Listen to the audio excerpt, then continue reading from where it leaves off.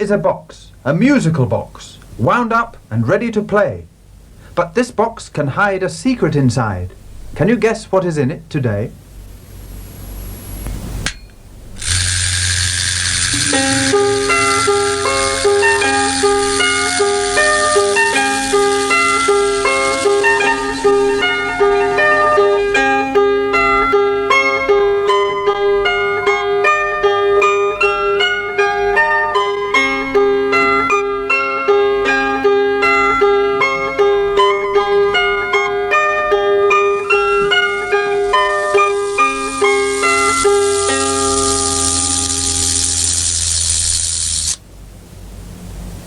It's Jonathan Bell.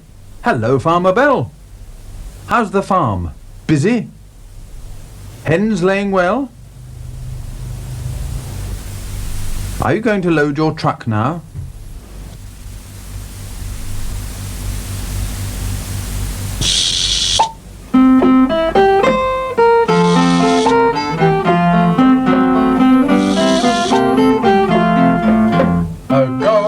Farmer is Jonathan Bell, who works his farm and works it well. He doesn't hold much with the good old days. In modern times use modern ways. Electric, mechanical, all that is new, which does the work that men used to do. He swears by it all and he proves it too on his modern mechanical farm.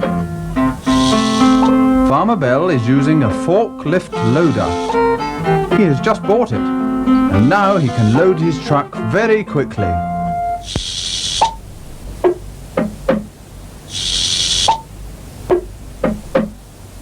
All loaded up. He is just going to drive away when he sees Peter Hazel, the postman. He has a letter for Jonathan. Jonathan offers Peter a lift in his truck. Peter says yes, please.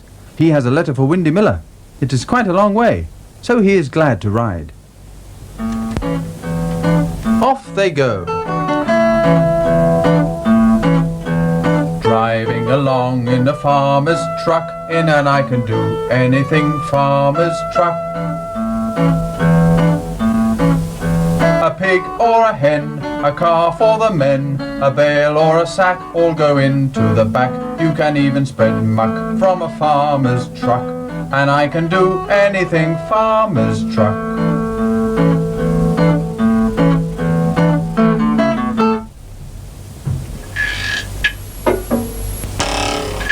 At Colley's Mill, the sails are turning.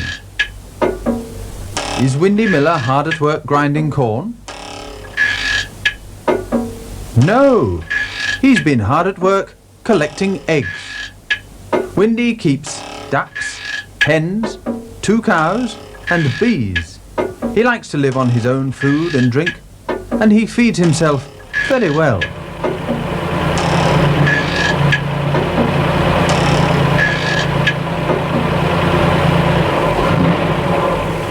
Windy meets the farmer's truck.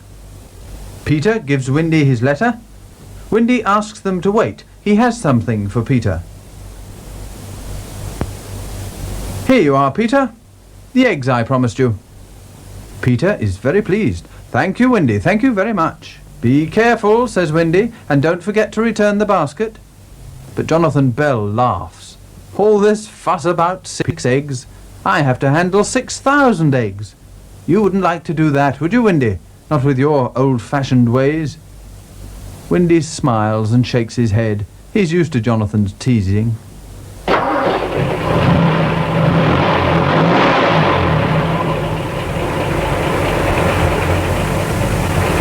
Old-fashioned, eh?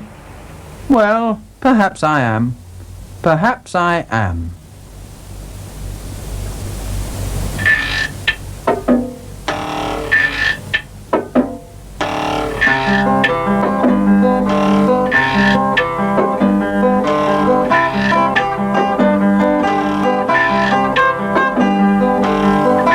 Old-fashioned?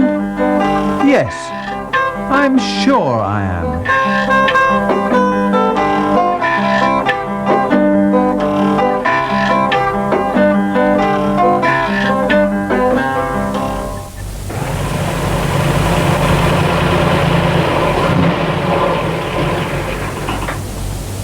Here they are at the post office stores. Peter says thank you for the lift, and carefully he takes his basket of eggs inside.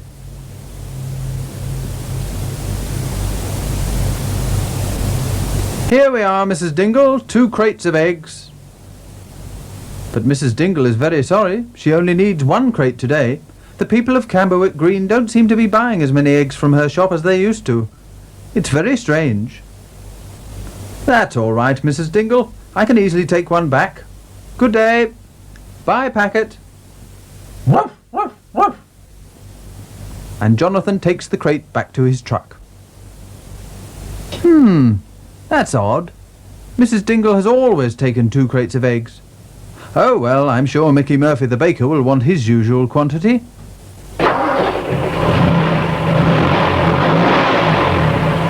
And Jonathan drives his truck round to the bakery.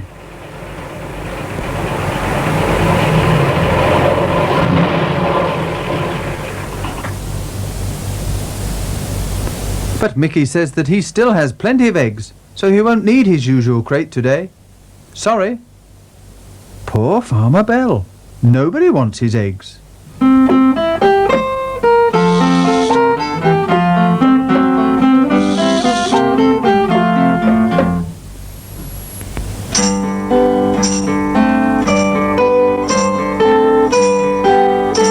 Here is Farmer Bell's biggest customer, Mr. Tripp, the milkman. He is preparing to go out on his rounds.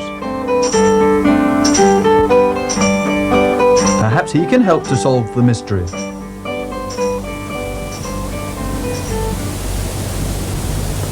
No, Mr. Tripp is worried too. People aren't buying as many eggs from him as they used to. Jonathan starts to unload churns and crates. Mr. Tripp looks at the crates of eggs. I only hope that I can sell them all, Farmer Bell.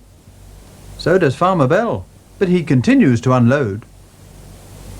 His next call is at Pippin Fort.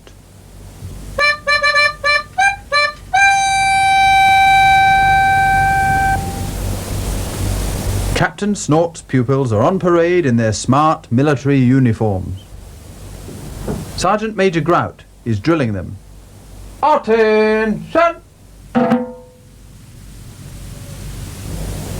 Slope! Hums!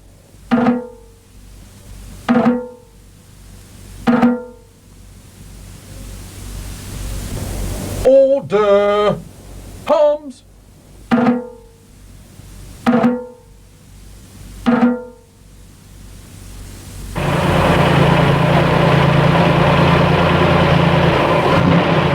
Farmer Bell's truck arrives just as the Sergeant Major marches to Captain Snort.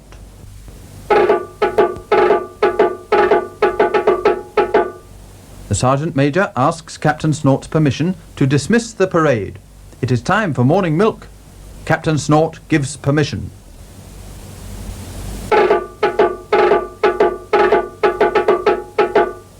Company dismissed!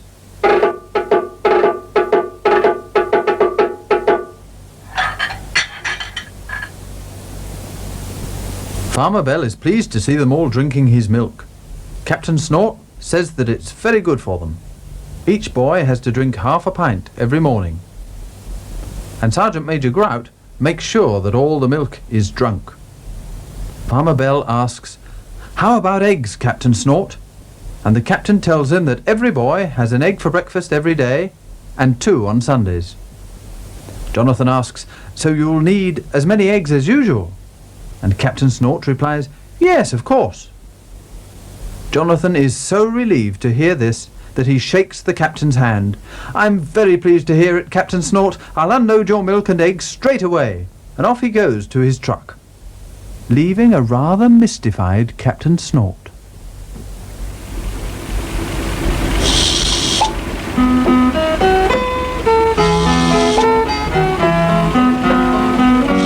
Jonathan is pleased that Captain Snort still wants to buy his eggs, but he is still worried about things. Why should other people suddenly eat fewer eggs?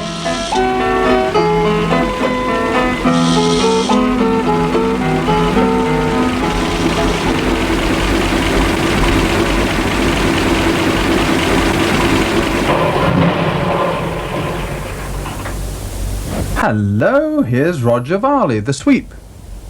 He's come to clean one of Jonathan's chimneys. He's asking Jonathan how business is doing. And Jonathan is telling him, Mr. Varley, I don't understand it. I just don't understand it. But Mr. Bell, why not ask the people why they're not buying so many eggs? A direct question usually gets a direct answer. Of course, that is the thing to do. Thank you, Mr. Varley, thank you. Funny that I never thought of it.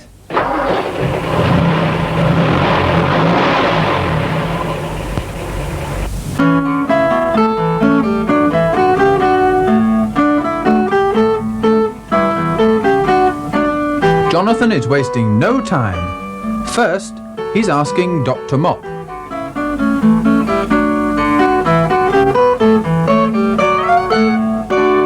Quite simple, Farmer Bell. I've been getting some of my eggs from Windy Miller. I see. Thank you for telling me, Doctor.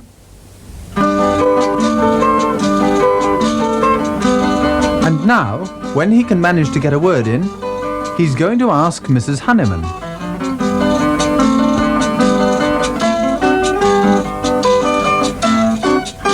By the way, Mrs. Honeyman, why don't you buy my eggs anymore? Well, Mr. Bell, it's like this. Windy Miller has been letting me have some of his, and ever since the time that Mrs. McGarry's nephew had the jaundice... Farmer Bell interrupts her. Oh, yes, Mrs. Honeyman. Thank you very much, Mrs. Honeyman. And he hurries to escape.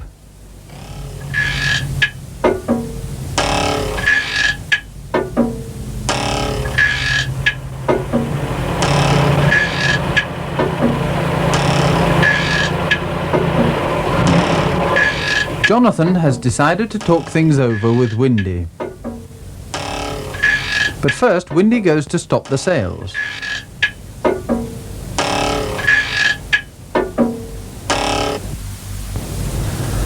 That's better, says Windy. Now we can hear each other speak. Then Jonathan tells Windy about his egg-selling problems.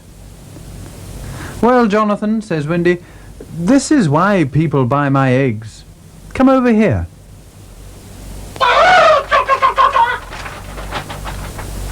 My hens are free range. They can lay wherever they like. That makes them happy. And people think that happy hens lay better eggs. But it makes collecting the eggs a bit difficult. It would be quite impossible for you with all the hens you look after. Windy asks Jonathan why he bothers to sell locally. I'd send them all to the packing station. Up there, one egg is as good as another, as long as it passes the grade. Jonathan agrees. His eggs would pass the grade all right, and it would certainly be simpler. Besides, he doesn't like being beaten in the village at his own game by old-fashioned Windy. Windy sees this, but he won't rub it in. He gets some of his home-brewed cider. We're both wanted, Jonathan, and there's room for the pair of us. Here's a toast, he says to the farmer. Big, that's you. Small, that's me.